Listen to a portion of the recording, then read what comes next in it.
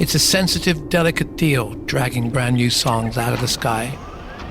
Trading ideas, accepting some, storing others in the maybe later bag, moving on and along with hardly a plan.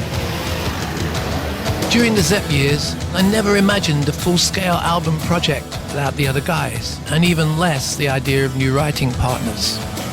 But then, since 1981, I've enjoyed many amazing, exciting musicians in the sharing, in the writing, in production and engineering.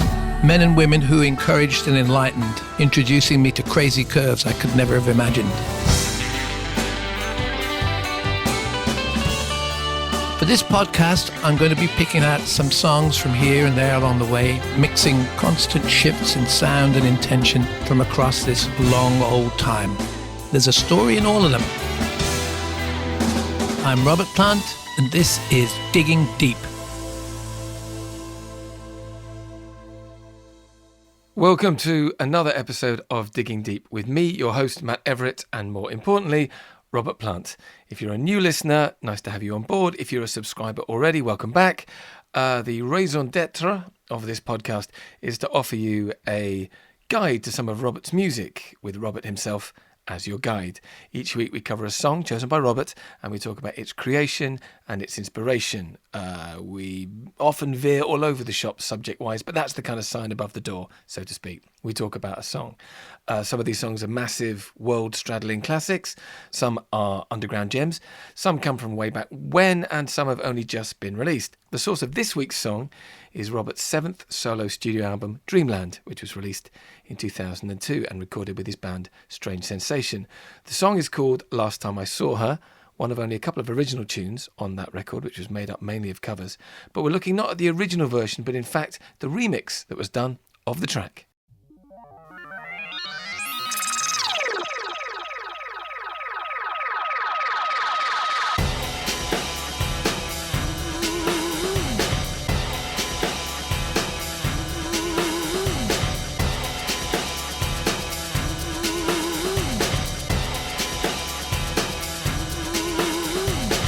Time I saw her, she was running, laughing, swimming high above the ground. People stopping, checking. Last time I saw her, she was running. Yeah, it's that song again. Yeah. So the original version was on Dreamland, which was 2002, and it's only one of a couple of originals on Dreamland. Yeah. Strange Sensation were pulled together thanks to Charlie Jones. Again, extraordinary bass player who, living down by Bristol and coming from down there, was cool with and hanging a lot with John Baggott, who was working with Massive Attack and Portishead. And, the whole deal down there was really vital musically.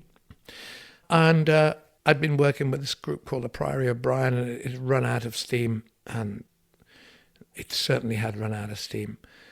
The final gig, I think, I played at the Walls restaurant in Oswald Street and brought the gear in through the fire escape while people were having strawberries and cream. That's going to keep your ego in check, that, isn't it? Well, I did it on purpose because I just wanted to make sure that I could just sing Wondrous Place by Billy Fury one more time, and so there were some dates to honour.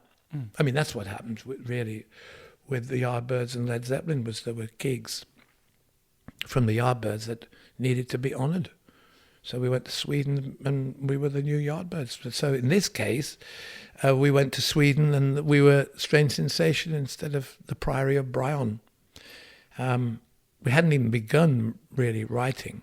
We'd just got these songs that everybody wanted to play. And we had Paul come along from The Cure. He was looking for clues and it was really good. I mean, it was great. It was just so good. Justin Adams on guitar, and the rhythm section was out of this world. It was really great. So let's write a song too.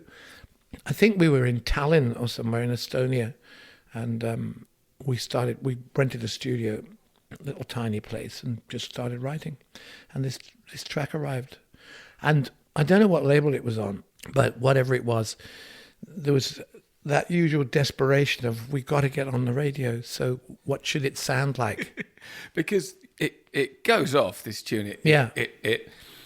You do that thing where your voice is sometimes really quite intimate, and other times it is an instrument. You're the sound of your voice, and then it's flying off. There's noises everywhere. It's got that real sort of improvisational kind of joy to it. It's quite it's not an easy one to wrestle into a small box, this tune. No, and there's a lot of songs like that throughout my whole adventures. There's a lot of people got hold of remixes. Uncle, people like David Holmes, one of my heroes. He got a hold of something. I mean, there's a lot of those things around, which are great. And on some of the records there, further on down the line, Steve, who was engineering Mighty Rearranger and stuff, there was some crazy shit. But this was the first crazy shit, really. And somebody at the label, I think it was Universal, because I think Doug Morris had said, you've had your time with Warners now and Armit and all that. You need to come over. You can do anything you want to do. Whatever you want to do, just do it and we'll make it big. Well, that's exactly what they didn't do. But why should they? They're a label. So, I'm still waiting to have a contract for some of the records I've made. And I thought that all ended when they put people in jail for less, for Roulette Records in the early 60s. But, yeah, so they took the master and gave it off into the outer space, and that's what we get. But I really feel good about it because, again, it's the vitality. So the engineer, producer, and the overdubs and so on, the whole thing arrived as one piece, a bit like what I do with Alison. It arrives in one form, but in this case, they can take the whole thing as a 24-track recording or whatever it was on tape then, and just extend bits, fly bits in, and it's an adventure, I think it did the song a favour.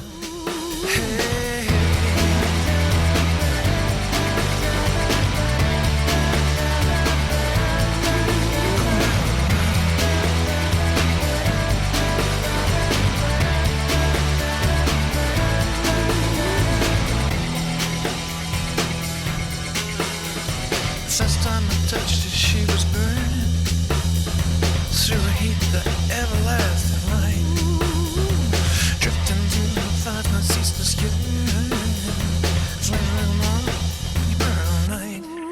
Hey.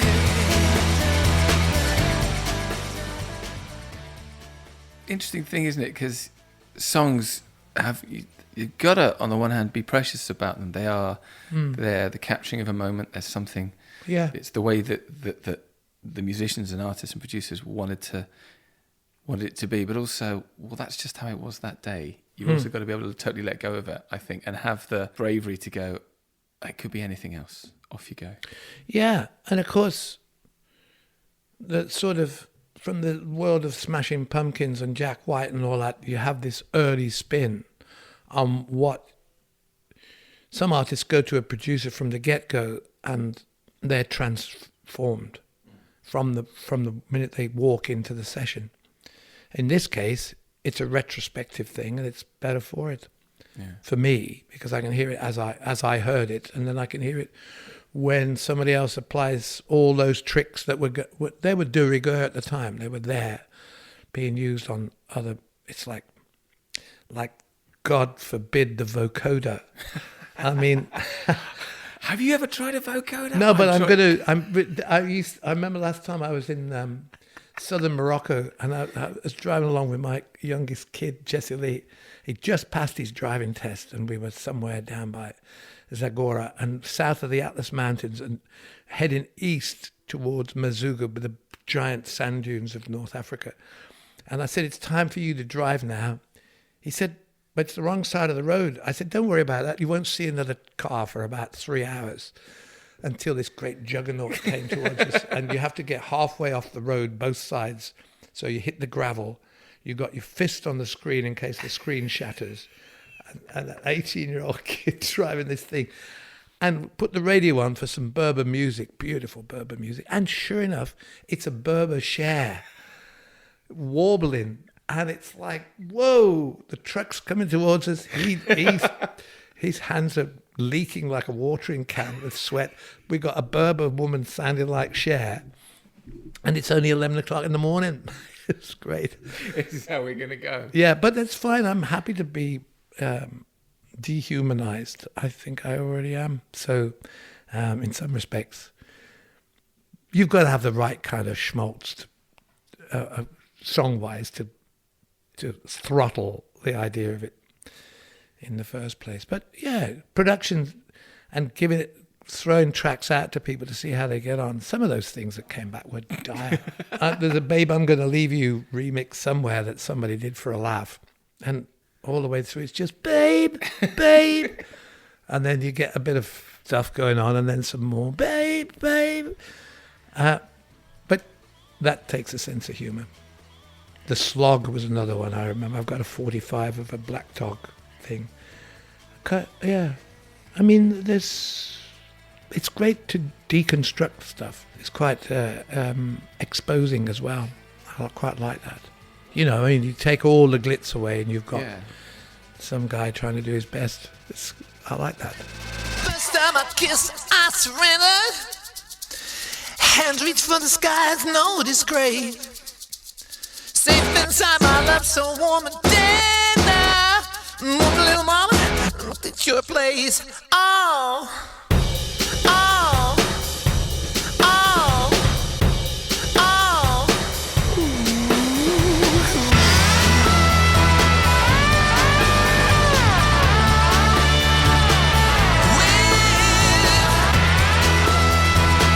With your brown eyes, with your brown eyes.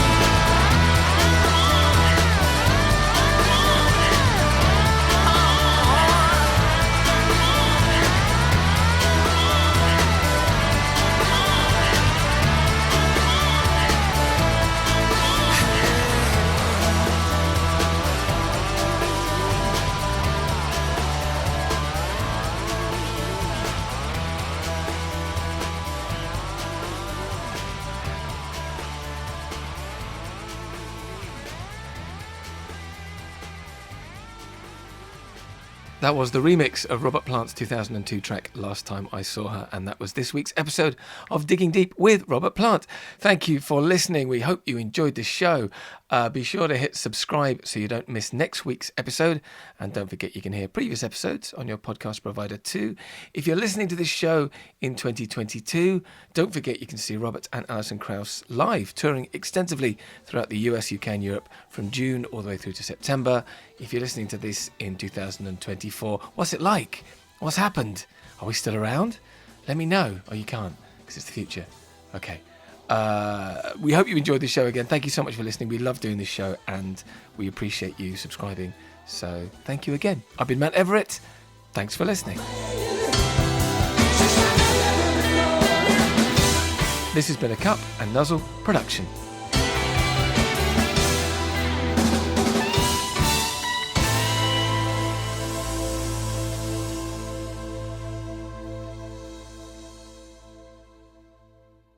Alexa, play Last Time I Saw Her by Robert Plant.